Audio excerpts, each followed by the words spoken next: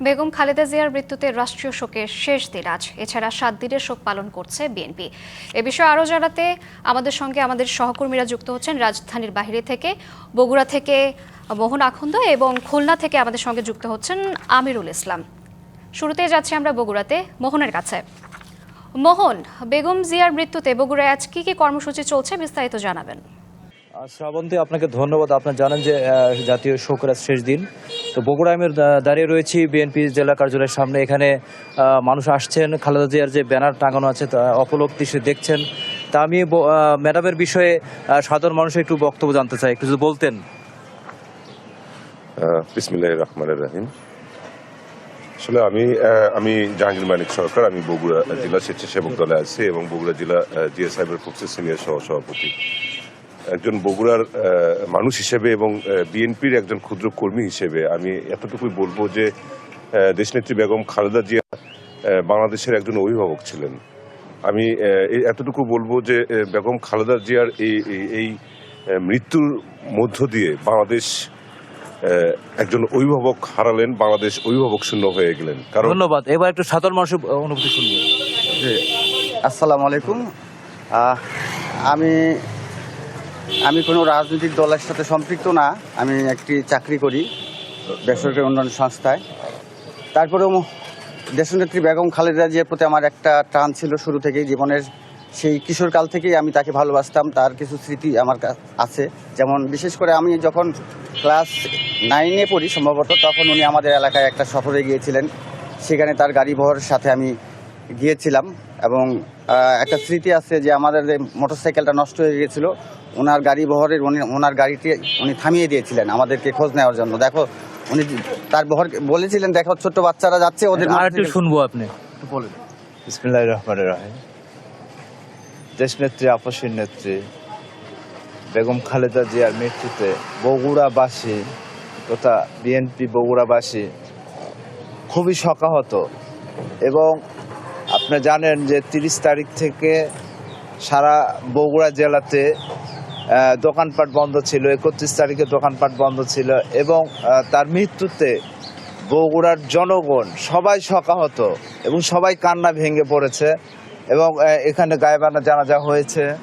হ্যাঁ, আপনি শুনছিলেন বগুড়ার মানুষ কিভাবে তাদের শোক প্রকাশ করছে তাদের প্রিয় নেত্রীর জন্য। এবং আজকে জুম্মার নামাজের পর প্রতিটা মসজিদে দোয়া মাহফিল আয়োজন রয়েছে। তো এই ছিল সর্বশেষ বগুড়া থেকে। মোহন, আপনাকে ধন্যবাদ। দর্শক, আমাদের সঙ্গে আরও একজন সহকর্মী যুক্ত আছেন খুলনা থেকে, আমিরুল ইসলাম। আমিরুল, বেগম খালেদা জিয়ার মৃত্যুতে খুলনায় বিএনপি নেতাকর্মীদের কর্মসূচি নিয়ে জানাবেন বিস্তারিত।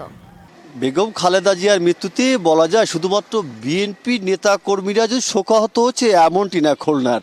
খুলনার সর্বস্তরে মানুষ এখন শোকাহত হয়েছেন এবং সেই শোকের মধ্যেই চলছে বলা যায়। এবং এখানটায় রয়েছে বিভিন্ন কর্মসূচি গ্রহণ করেছে দলীয় কার্যালয়, যেমন অনুরূপভাবে বিভিন্ন পরিবারিক কেন্দ্রিক এবং বিভিন্ন প্রতিষ্ঠান কেন্দ্রিক আয়োজন করেছেন খুলনাবাসী। এবং খুলনাবাসী তার যে উনি যে এই অঞ্চলে উন্নয়নের ছোঁয়া ছিল তার হাতের মাধ্যমে, সেই ছোঁয়াকে স্মরণ করছেন এবং তার জন্য শোকাহত এখন খুলনাবাসী। কথা বলবো, এখানে রয়েছে একেবারে দলীয় যে চেয়ারপারসনের কাছে যায় একজন মানুষ, খুলনার যে জেলা বিএনপির ভারপ্রাপ্ত সদস্য সচিব মন্ডুজীবন বাপ্পি। আসলে নেত্রী কাছ থেকে দেখেছেন কেমন ছিলেন নেত্রী? মায়ের কথা আসলে তুলনা করা যায় না।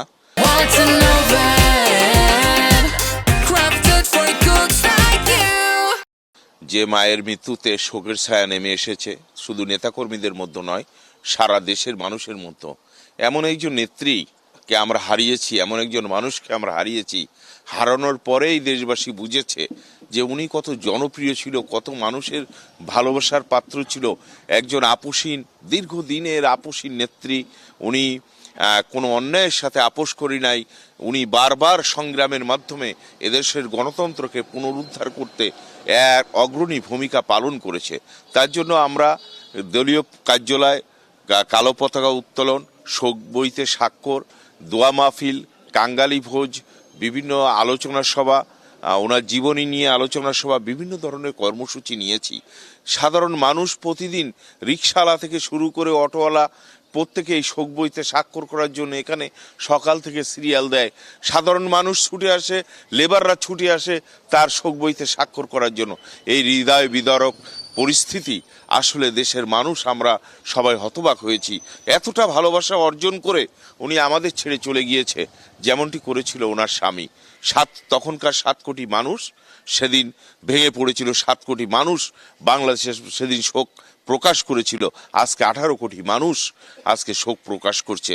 মানুষ দলমত নির্বিশেষে সকলে একটি কথা বলছে, আমাদের ঐক্যের প্রতীক ছিল, সংগ্রামের প্রতীক ছিল আপসী নেত্রী বেগম খালেদা জিয়া। এটা দলীয় কোনো নেত্রী নয়, উনি দেশের ধন্যবাদ নেত্রী। আপনাকে। এমন যে বলছে যেমনটি বিশেষ করে যে নেতা কর্মীদের মধ্যে একবারে শোকাহত তারা, এবং বিভিন্ন আয়োজনের মাধ্যমে বিশেষ করে দোয়া মাহফিল, আজ জুমাবাদও কিন্তু যে নেত্রীর যে বিদেহী আত্মার শান্তি কামনায় মসজিদগুলোতে দোয়া অনুষ্ঠিত হবে জুমাবাদ, এবং নানা রকম কর্মসূচির মধ্য দিয়ে নেত্রীকে স্মরণ করছে খুলনাবাসী। এটাই ছিল সর্বশেষ অবস্থা। আমিরুল, আপনাকে ধন্যবাদ।